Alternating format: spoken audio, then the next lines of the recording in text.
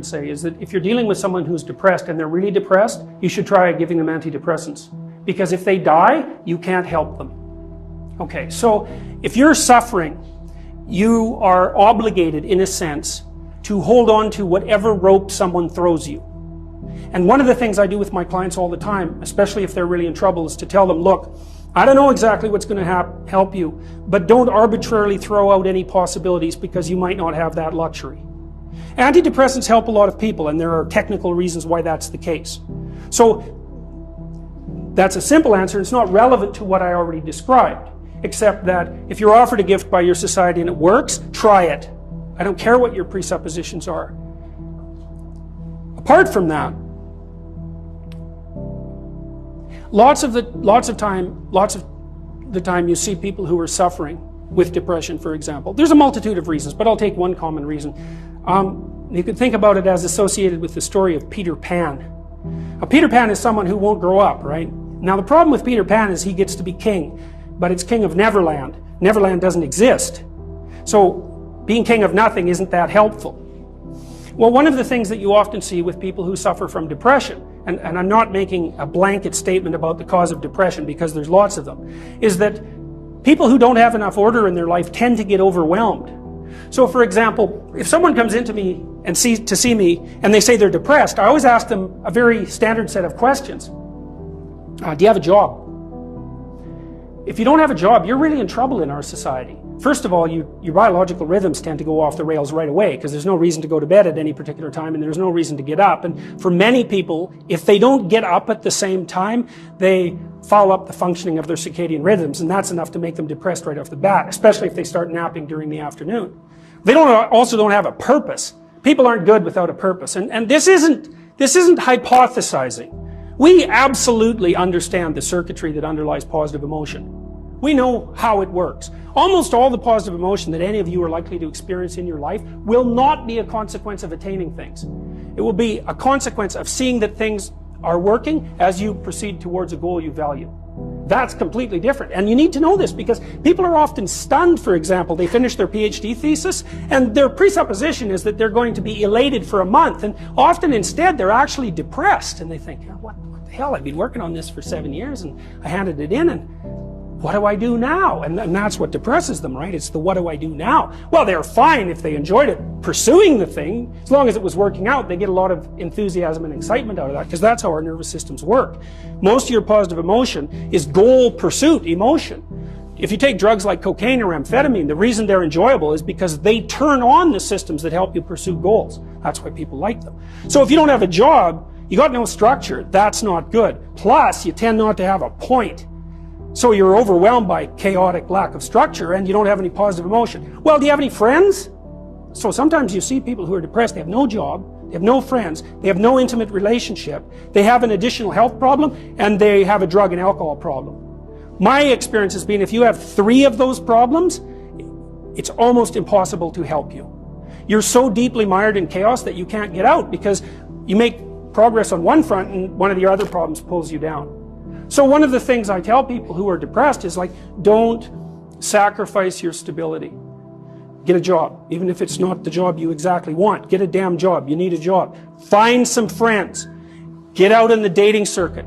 See if you can establish an intimate relationship. Put together some of the foundational items that are like pillars that your life rests on. Well, that's the practical thing to do. So that's one example with regards to depression.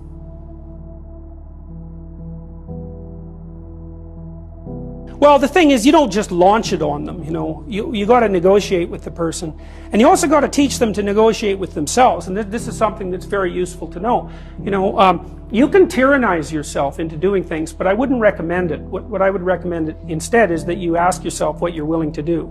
It's a really effective technique. It's like a meditative technique. So, for example, you can get up in the morning and you can think, well, you know, I'd like to have a good day today, so I'd like to go to bed tonight without feeling guilty because I, you know, didn't do some things I said I was going to do, and I'd like to have kind of an interesting day.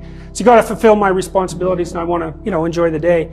Then you can ask yourself, well, okay, what would I have to do in order for that to happen that I would do? And the probability, if you practice this for 3 or 4 days, is your brain will just tell you, it'll say, well, you know, there's that piece of homework that you haven't done for like 3 weeks, you should knock that sucker off because it would only take you 10 minutes and you've been avoiding it and torturing yourself to death for, you know, like 72 hours straight. And if you do that, here's a little interesting thing you can do, and, you know, maybe this is little obligations you should clean up. And so what you do in a situation like that is you teach the person to negotiate with themselves. Say, well, let's figure out what your aims are. You got to have some aims, whatever they are. And they might say, well, I'm so depressed I don't have any aims. And then I say, well, pick the least objectionable of the aims and act it out for a while and see what happens. Because sometimes your emotional systems are so fouled up that you have to pretend, you have to act the thing out before you can start to believe it. I mean, people always assume they have to believe and then act, but sometimes that's true and lots of times it isn't. So the trick, if you're doing therapeutic work with somebody and you're helping them establish a structure, is to find out what they'll do. Now, if they want to get better, which is not a given, because there are often payoffs for not getting better.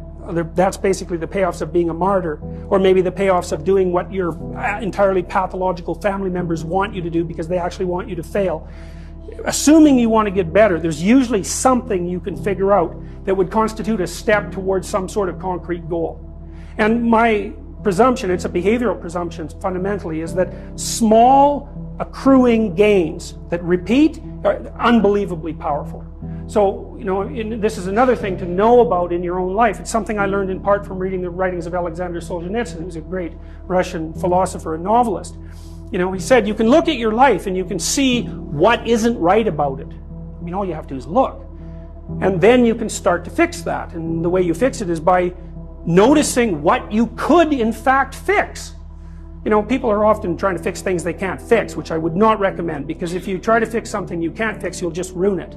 Like, you can find all sorts of undergraduates who are perfectly willing to restructure the, the international economic system, who cannot keep their room clean.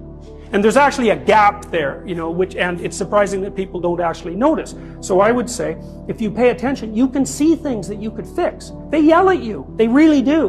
We even know how that happens. Let me give you an example, because rooms are full of stories, and the stories have effects on you. So here's a classic experiment. So you take 2 groups of undergraduates, you bring them into your lab, and you give one group a multiple choice test that has a bunch of words in it that are associated with being old. And you give the other group the same multiple choice test, except the words are associated with being young. This is independent of the content of the test. It's just descriptions. And then you time the undergraduates as they walk back to the elevators. The ones who completed the multiple choice test that had more words associated with aging walk slower back to the elevators. And they don't know that. And they don't know they're doing it. And that study's been replicated in various forms many, many times. You're unbelievably sensitive to the story that your environment's telling you. Because your environment is not made out of objects. That's just wrong. Your environment is basically made out of something like tools and obstacles. You're a tool-using creature, you're a tool-perceiving creature. The things you, like if I take you out of this room and I say, well, what was in the room? You're not going to say, you know, random patterns in the carpet, because they're real. They're just as good an object as anything else. You're going to say chairs because you can sit on them, and you're going to say handrails because you can hold them. You're going to say stairs because you can walk down them. That's what you see, and that's what you interact with. And if you pay attention to your environment, which is you, by the way, extended, all of your experience is you. It will tell you all the time what you should do. All you have to do is do it. But then you have to decide if you want to do it. One of the things I've noticed about people, because I've wondered, once I started studying these mythological stories, and I got this idea about the fact that life can be meaningful enough to justify its suffering, I thought, God, that's such a good idea. Because it's not optimistic exactly. You know, some people will tell you, well, you can be happy. It's like, those people are idiots. I'm telling you, they're idiots. There's going to be things that come along that flatten you so hard you won't believe it. And you're not happy then. And so if life is to be happy, well, in those situations, what are you doing? Why even live? But life isn't to be happy. If you're happy, you're bloody fortunate, and you should enjoy it. You should, because it's the grace of God, so to speak. With regards to meaning, I thought, well, people know when they're doing something meaningful. They can tell, so why the hell don't they do meaningful things all the time? It seems obvious. You could do it. I mean, it's hard, you know, because other people want you to do other things, and it's a struggle, but everything's a struggle. And then I thought, well, oh, I get it. I see why. It took me about 10 years to figure this out. People have a choice. Choice number 1. Nothing you do means anything. Well, that's kind of a drag, right? It's meaninglessness of life and all that, existential angst. You know, that's kind of a pain. But the upside of nothing that you do is meaningful is you don't have to do anything. You've got no responsibility. Now, you have to suffer because things are meaningless, but that's a small price to pay for being able to be completely useless. The alternative is everything you do matters. Really. If you make a mistake, it's a real mistake. If you betray someone, you tilt the world a little more sharply towards evil rather than good. It matters what you do. Well, if you buy that, then you can have a meaningful life. But there's no mucking around. It means responsibility. It means that the decisions you make are important. It means that when you do something wrong, it's wrong. Well, do you want that?